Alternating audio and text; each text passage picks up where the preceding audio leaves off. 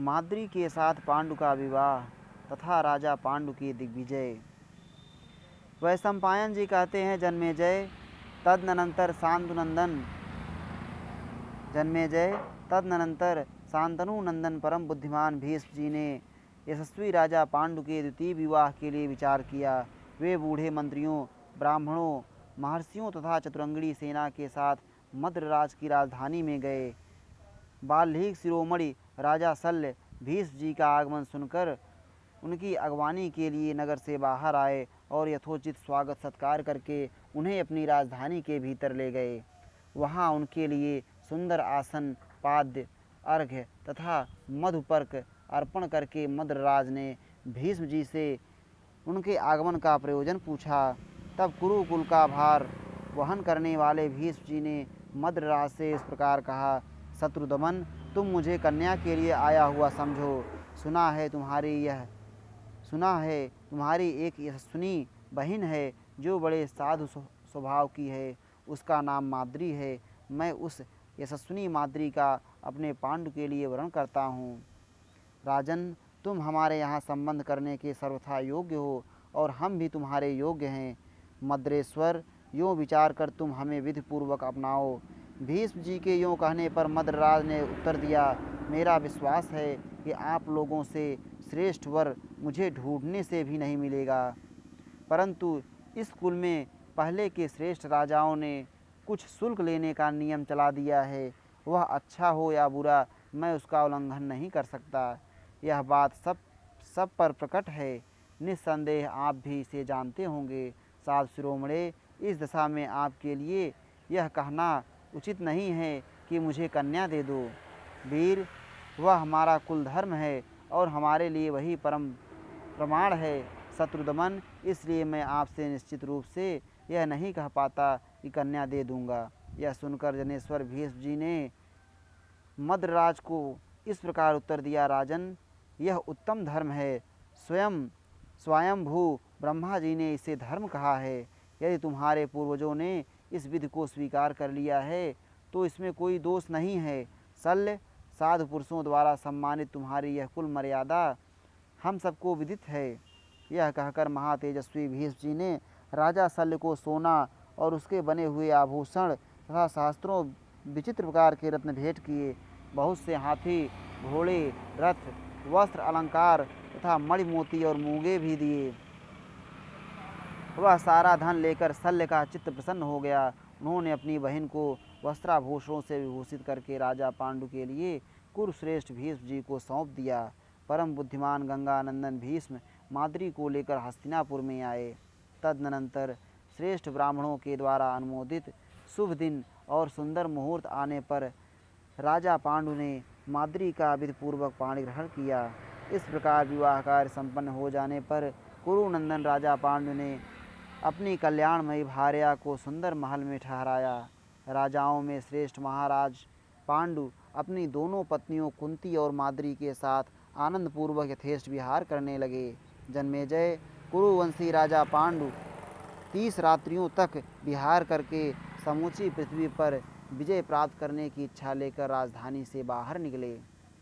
उन्होंने भीष्म आदि बड़े बूढ़ों के चरणों में मस्तक झुकाया। कुशनंदन, धृतराष्ट्र तथा अन्य श्रेष्ठ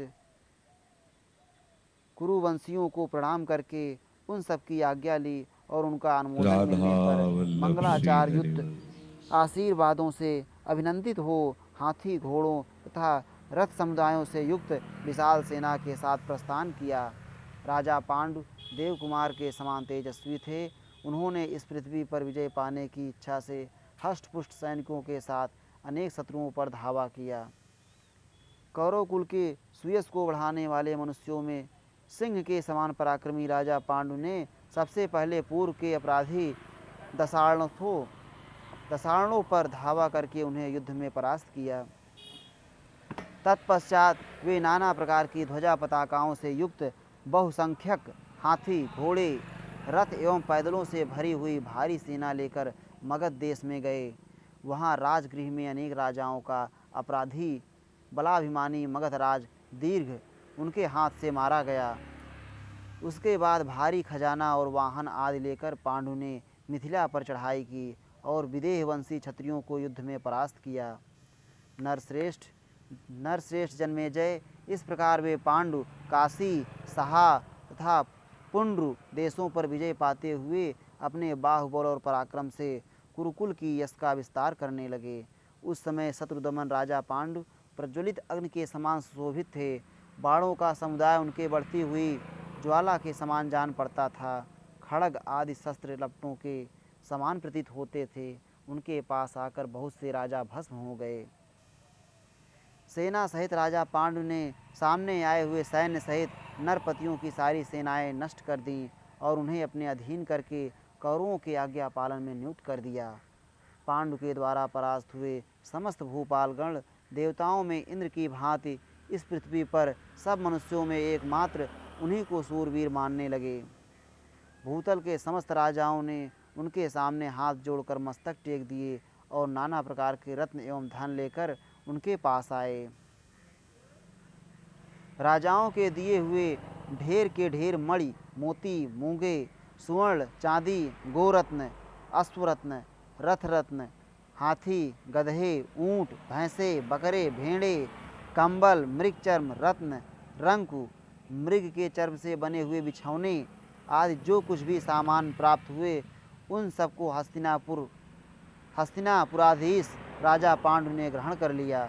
वह सब लेकर महाराज पांडु अपने राष्ट्र के लोगों का हर्ष बढ़ाते हुए पुनः हस्तिनापुर चले आए। उस समय उनकी सवारी के अश्व आदि भी बहुत प्रसन्न थे। राजाओं में सिंह के समान पराक्रमी संतनु तथा परम बुद्धिमान भरत की कीर्ति कथा जो नष्ट सी हो गई थी, उसे महाराज पांडु ने पुनरुज्जीवित कर दिया। जिन राजाओं ने पहले कुरु देश के धन तथा कुरु राष्ट्र का अपहरण किया था, उनको हस्तिनापुर के सिंह पांडु ने करत बना दिया। बहुत से राजा तथा राजमंत्री एकत्र होकर इस तरह की बातें कर रहे थे। उनके साथ नगर और जनपद के लोग भी इस चर्चा में सम्मिलित थे। उन सबके हृदय में पांडु के प्रति विश्वास तथा हर्षोल्लास छा रहा था। राजा पांडु जब नगर के निकट आए, तब भीष्म आदि सब कौरव उनकी अगवानी के लिए आगे बढ़ाए। उन्होंने प्रसन्नतापूर्वक देखा, राजा पांडु और उनका दल बड़े उत्साह के साथ आ रहे हैं। उस समय ऐसा जान पड़ता था मानो वे लोग हस्तिनापुर से थोड़ी ही दूर तक जाकर वहाँ से लौट रहे हों। उनके साथ भांति भांति के धन एवं नाना प्रकार के वाहनों पर लाद कर लाए हुए छोटे बड़े रत्न, श्रेष्ठ हाथी, घोड़े, रथ, गौवें, ऊँट तथा भेड़ आदि भी थे। भीष्म के साथ कौरवों ने वहाँ जाकर देखा तो उस धन वैभव का कहीं अंत नहीं दिखाई दिया।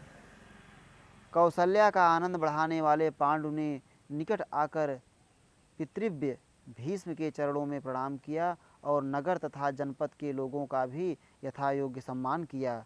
शत्रुओं के राज्यों को धूल में मिलाकर कृतकृत्य होकर लौटे हुए अपने पुत्र पांडु का आलिंगन करके भीष्म जी हर्ष के आंसू बहाने लगे। सैकड़ों शंख, तुरही एवं नगारों की तुमुल ध्वन से समस्त पूर्ववासियों को आनंदित करते हुए पांडु ने हस्तिनापुर में प्रवेश किया। इस श्री महाभारते आदि पर्वणि संभव पर्वणि पांडु दिग्विजय द्वादशाधिक-शततमो अध्याय। इस प्रकार श्री महाभारत आदि पर्व के अंतर्गत संभव पर्व में पांडु दिग्विजय विषयक 112वां अध्याय पूरा हुआ। श्री राधा वल्लभ लाल की जय।